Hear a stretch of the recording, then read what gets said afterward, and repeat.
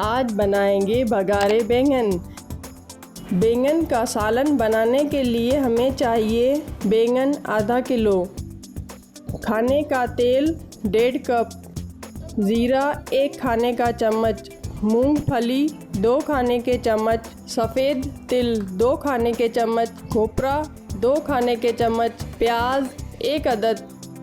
कड़ी पत्ता 9 से 10, हरी मिर्च 2 अदद, इमली 25 ग्राम, अदरक लहसुन का पेस्ट 1 खाने का चम्मच, पिसा धनिया 1 खाने का चम्मच, हल्दी पाउडर आधा खाने का चम्मच, नमक आधा खाने का चम्मच या हस्बे जायका।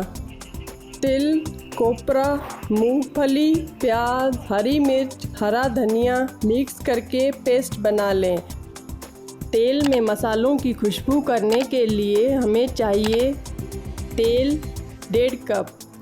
साबित धनिया 2 खाने के चम्मच, ज़ीरा 1 खाने का चम्मच, कलौंजी आधा खाने का चम्मच, साबित लाल मिर्च 7 से 8, कड़ी पत्ता 9 से 10, राई 1 खाने का चम्मच, मेथी दाना 1 खाने का चम्मच, हरी मिर्च 2, लहसुन 5 दाने,